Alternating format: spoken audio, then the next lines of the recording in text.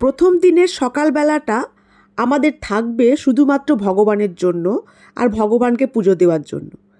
তাই আজ সকাল সকাল উঠে ব্রেকফাস্ট সেরে আমরা বেরিয়ে যাব পুজো দেওয়ার উদ্দেশ্যে। কেননা ঠাকুরের মুখ না দেখে আর পুজো না দিয়ে আমরা পুষ্কর ট্যুর শুরু করতেই পারি না, তাই না? তাই আগে পুজো আর তারপর বাকি ঘোরাঘুরি। আর প্রথমেই চলে আসব আমরা পুষ্কর লেকে। এই লেকেই আমরা স্নানটা সেরে ফেলব। এই পুষ্কর লেকে স্নান করে পুজো দেওয়াকে অনেকে সৌভাগ্য মনে করে। এই লেকের জল অতি পবিত্র, আর সেই জলেই আমরা নিজেকে আগে পবিত্র করে পুজো দেব। আর পুজো দেব এই লেকের সঙ্গে যুক্ত ব্রহ্মা মন্দিরে, যেটি পুষ্কর ব্রহ্মা টেম্পল বলেও পরিচিত।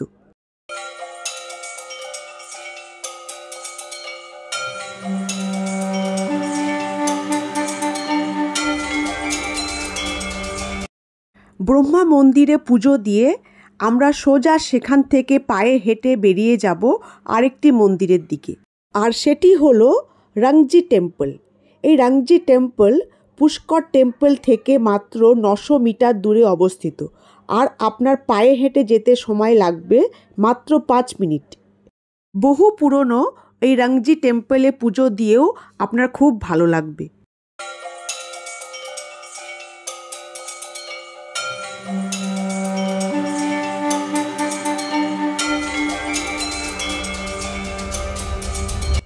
এই রাংজি টেম্পলের ঠিক পাশেই আছে আরেকটি বহু পুরনো মন্দির, আর সেটি হলো বারাহা টেম্পল। রাংজি টেম্পলের সাথে এই বারাহা টেম্পলেও আপনারা পুজোটা দিয়ে দিন।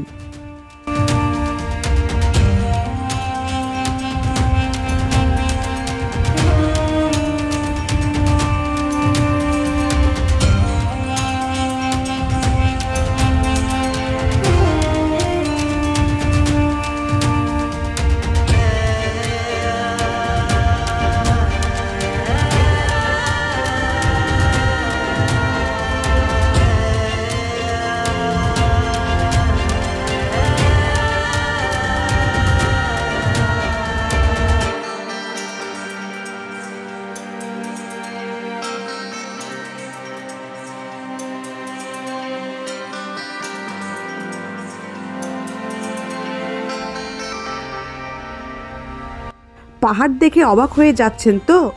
কিন্তু অবাক হওয়ার কিছু নেই।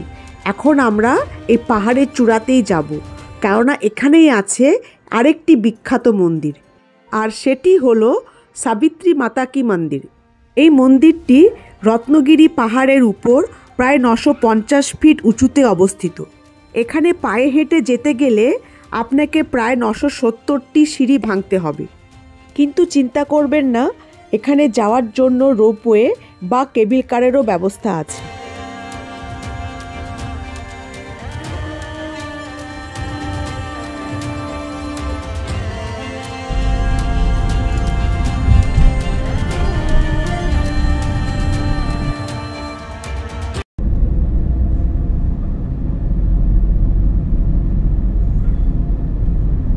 মন্দির দর্শন তো হয়ে গেছে আপাতত।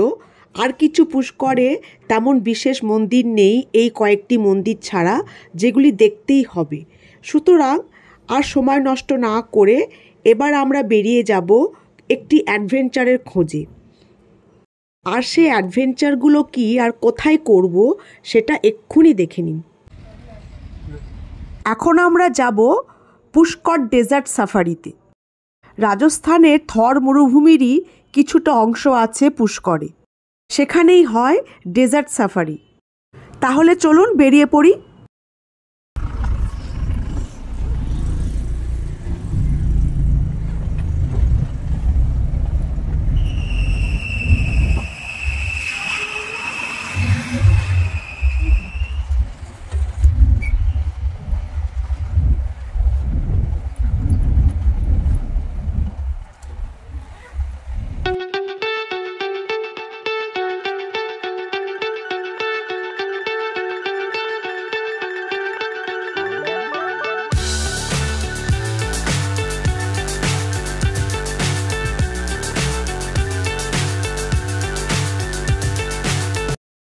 পুষ্করের এই ডেজার্টেই হয় জিপ সাফারি আর আরও অনেক অ্যাক্টিভিটি। এছাড়াও এখানে ক্যামেল সাফারিও হয়। কিন্তু পুষ্করে ক্যামেল সাফারির একটা সমস্যা আছে, আর সেই সমস্যাটি কি সেটি জানতে হলে ওপরের ভিডিও অপশানটিতে ক্লিক করুন। डाउन डाउन ये देखो, ये रेगिस्तान का जहाज बैठता हुआ। आ जाओ। ডেজার্ট সাফারি করে আমরা এগিয়ে যাব বাগানের দিকে।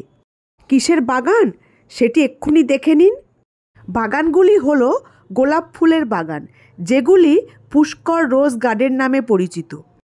আজমের শরীফ দরগায় যেই গোলাপ ফুল সরবরাহ করা হয়, ব্যবহার করা হয়, সেই গোলাপ ফুলগুলি এই পুষ্করেই চাষ করা হয়, আর সেইগুলিকে দেখতে অসংখ্য ট্যুরিস্ট এখানে ভিড় করে। অপূর্ব লাগে এই সারি সারি গোলাপের বাগানগুলি দেখতে।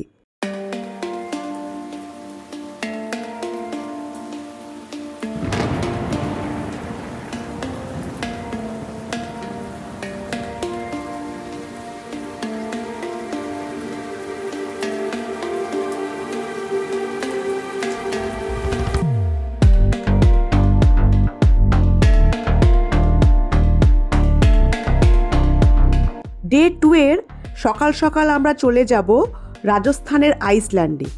এটিকে আবার অনেকে রাজস্থানের মুনল্যান্ডও বলে।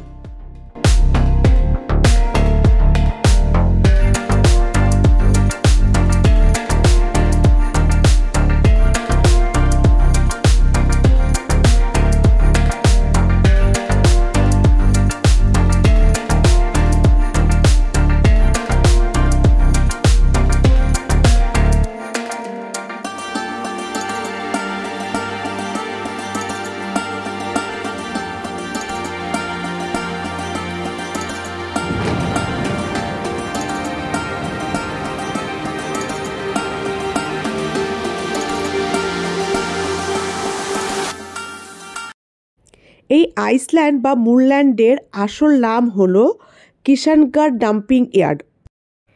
এই কিষাণগড় ডাম্পিং ইয়ার্ড পুষ্কর থেকে প্রায় 42 কিলোমিটার দূরে অবস্থিত, আর আপনার পুষ্কর থেকে এখানে যেতে সময় লাগবে প্রায় 1 ঘন্টা। এখানে একটা কথা মাথায় রাখবেন যে ডে 2 এর প্রথমেই আপনারা সকাল সকাল কিষাণগড়েই যাবেন, কেননা এটি বিকেল 5টার সময় বন্ধ হয়ে যায়, আর দুপুরবেলায় চড়া রোদ থাকে, সেই সময় আপনারা এই ডাম্পিং ইয়ার্ডটা ভালো করে ঘুরতে পারবেন না। তাই এখানে যাওয়ার উপযুক্ত সময় হচ্ছে একদম সকাল সকাল। এই আইসল্যান্ড বা মুনল্যান্ড কিভাবে তৈরি হয়েছে, একে আমরা আইসল্যান্ড বা মুনল্যান্ড কেন বলি, এর পেছনে রহস্যটা কি, এই সব কিছু জানতে ওপরের ভিডিও অপশানটিতে ক্লিক করুন। কিষাণগড় ডাম্পিং ইয়ার্ড ঘুরে আমরা আবার যাব মন্দির দর্শনে, আর সেই মন্দিরটি হলো নারেলি জৈন টেম্পল। এটি কিষাণগড় থেকে প্রায় 30 কিলোমিটার দূরে অবস্থিত। বিশাল জায়গা জুড়ে তৈরি এই সুন্দর আর্কিটেকচার দেখতেই আপনাকে ভালো লাগবে।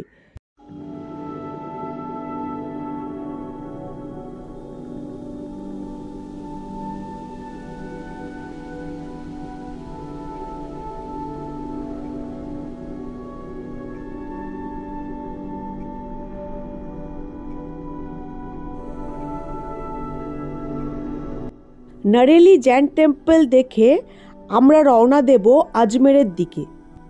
আজমেরে প্রথমেই আমরা যাব সোনিজি কি নাসিয়া জৈন টেম্পলে। লাল পাথরের তৈরি এই মন্দিরটিকে রেড টেম্পল বা লাল মন্দিরও বলা হয়। বহু পুরনো এই লাল মন্দিরে আপনারা পুজোটা দিয়ে দিন।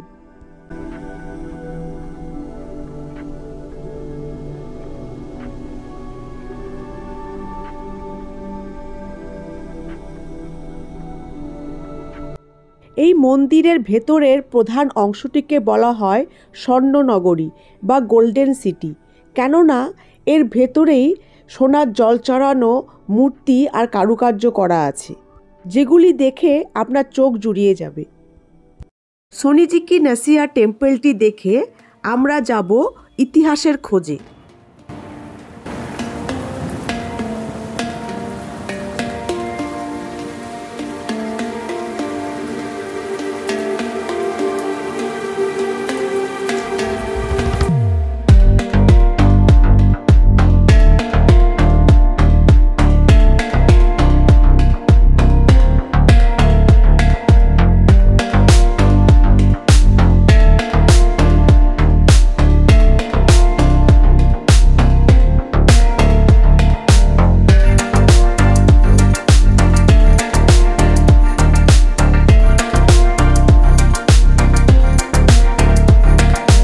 এটি হলো আকবর প্যালেস। এই আকবর প্যালেসকে আজমের গভর্নমেন্ট মিউজিয়ামও বলা হয়। সম্রাট আকবর যখন আজমের শরীফ আসতেন তখন এই আকবর প্যালেসেই থাকতেন, আর সেটিকে কেন্দ্র করেই তৈরি হয়েছে এই আজমের গভর্নমেন্ট মিউজিয়াম। সম্রাট আকবরের ব্যবহৃত সব জিনিসপত্র, পোশাক আশাক সাজানো রয়েছে এই মিউজিয়ামে। শুধু তাই নয়, এই প্যালেসের অন্দরমহল, সুড়ঙ্গ, আরও অনেক কিছু ঐতিহাসিক জিনিস আপনি দেখতে পাবেন।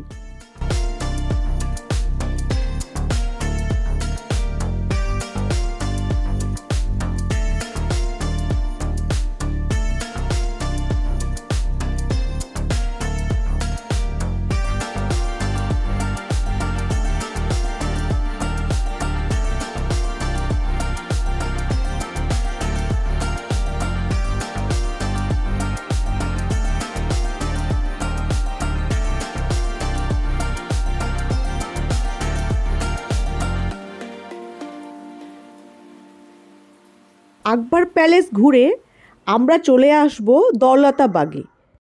এই দৌলতবাগ একটি আর্টিফিশিয়াল ম্যানমেড গার্ডেন। আপনাদের বাড়ির আশেপাশে যদি কোনো বড় আর্টিফিশিয়াল এরকম গার্ডেন থাকে, ঠিক সেই রকমই একটি বড় গার্ডেন হচ্ছে এই দৌলতবাগ। এখানে এসে আপনারা টয় ট্রেন রাইড করতে পারেন অথবা বোটিংও করতে পারেন। এখানে একটা কথা বলে রাখি, যদি আপনাদের হাতে সময় কম থাকে তাহলে পরে এই দৌলতবাগ না দেখলেও হবে। একটি বড় সাজানো বাগান ছাড়া আর কিছুই নয় এটা। সুতরাং যদি হাতে সময় কম থাকে তাহলে পরে এটি দেখার কোনো প্রয়োজন নেই।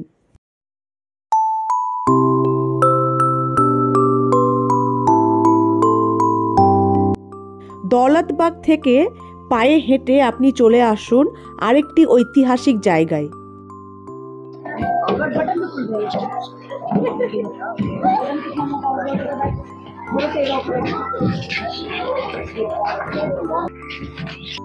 আর সেই ঐতিহাসিক জায়গাটির নাম হলো আনা সাগর। আনা সাগরের উপর তৈরি এই শ্বেতপাথরের স্ট্রাকচারটি দেখতে আপনার খুব ভালো লাগবে। ঘন্টার পর ঘন্টা এই লেকের পাশে বসে আপনি কাটিয়ে দিতে পারবেন। শুধু লোকাল লোকেরাই নয়, আজমের বা পুষ্করে যে ট্যুরিস্টই আসে না কেন এই আনা সাগরে একবার না একবার আসেই। শুধু তাই নয়, এই আনা সাগরের মাঝে একটি দ্বীপ আছে, একটি আইল্যান্ড আছে। এই আইল্যান্ডেও আপনি যেতে পারেন। এই আইল্যান্ডে যেতে গেলে আপনি কিভাবে যাবেন আর এই আইল্যান্ডেই বা কী আছে, এই সব কিছু জানতে ওপরের ভিডিও অপশানটিতে ক্লিক করুন। এই আনা সাগরে আসার উপযুক্ত সময় হচ্ছে ঠিক বিকেল 4টে থেকে 5টা, কেননা এই সময় সানসেট হয়, সূর্যাস্ত হয়, আর এই আনা সাগরটি অপূর্ব সুন্দর দেখতে লাগে। আর সেই কারণেই আমাদের ডে 2 আজকে সব শেষে আমি রেখেছি এই আনা সাগরকে। তাই সারাদিন যেখানেই ঘুরুন না কেন সব শেষে আপনি আসবেন এই আনা সাগরে।